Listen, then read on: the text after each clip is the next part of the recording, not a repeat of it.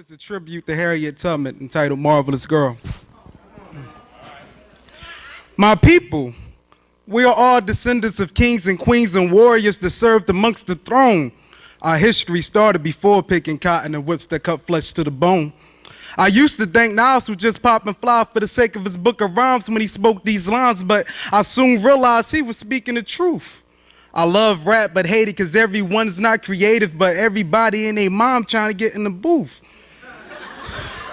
Man, I wish Harriet Tubman could spit, because if Harriet could spit, she'd probably be dopish. Well, let's just say she'd be somebody I listen to. She'd probably be a hype rapper with a southern voice that rhymed like mystical. Due to history, we know her background. She's quick to lay the smackdown. She escaped from slavery bravely, then came back most wanted to her master's hometown. With a rifle at that. Like, forget the talking, I'm sparking, I didn't come here to scrap. Well, now that I think about it, I take it back because she's Black History Month and it's kind of inappropriate to put it like that. So let's just say her rifle was for any unexpected meeting she might have been meeting, because if it was drama, I doubt she'd be retreating without sweating and heavy breathing and leaving anything that stood in her way bleeding or no longer breathing. But don't mind me, because I'm just speaking. Her will was strong. While slaves were sleeping and master was eating, Harriet was outside creeping, getting her Moses on. And just because most men look like it, don't mean they all strong. Because to give freedom to some, she had to threaten to do them harm. Like raising her gun to their tongue and speaking with a voice of misery that never enjoyed the joys of life because slavery's no fun. And she would say, either you find freedom with me or you find freedom with God. Whether free man or free soul, freedom shall play its role on you this day. Took grown men from slavery and introduced them to a brand new world. And did it over and over again like Nelly. Now tell me she ain't thorough. Harriet Tubman, Marvelous Girl.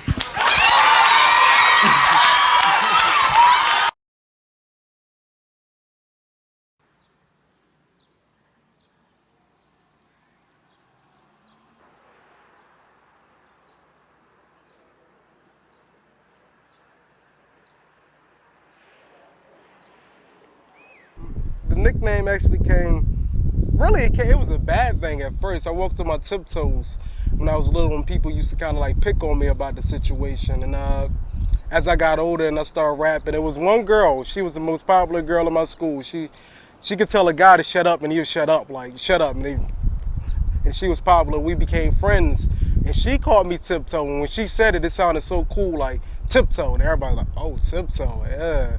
And ever since then, I started writing raps and poetry, and everybody called me Tiptoe, and I stuck with the name. Yeah. I'm from Germantown. When I was younger, it was nice, but as I got older, it got a little worse. A lot of trouble going around, people shooting, drugs, things like that. Yeah, that was all true, all real life. My brother passing away, he committed suicide due to the fact of my mother, I think.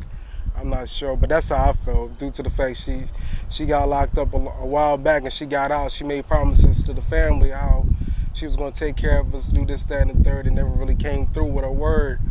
And it was a time where I felt like he did, like I didn't want to live, but I got over it, because I realized when you're a certain age and you choose to be a certain way, that's probably how you're going to be for the rest of your life.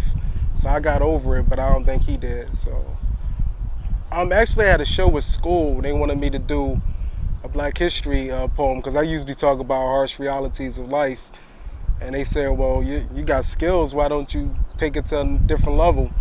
And I just was thinking about Harriet Tubman. I started reading a couple of books and I had some information on it, and I just put my mind of Harriet Tubman back in the day when she was out by herself, had to do what she had to do to make it, and I just spit it. To me, it just seemed like she did get her Moses on. Like Moses, he took his people and he freed them, and Harriet Tubman was like a female version of Moses to me. Like, she took up people, she helped them escape through slavery, and she was on a vibe, either you be free with me or you be free with God. Like, she kind of put me in the mind of Moses. Have you heard the story about the shorty round the way? How she let different dudes pound every day, but unless you seen what she seen, you ain't got much to say about what she did, how she lived round the way.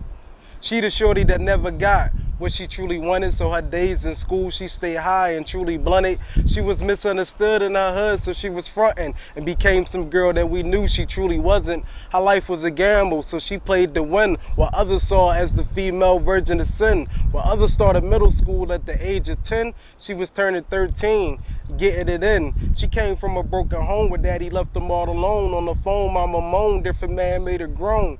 In the morning, dude be gone. Why? Cause if mommy owed the money, this is how she paid the loan. So the wrong shorty did, mama always condoned. She was having trouble raising a girl all on her own. So have you heard the story about the shorty round the way? How she let different dudes pound every day? But unless you seen what she seen, you ain't got much to say about what she did.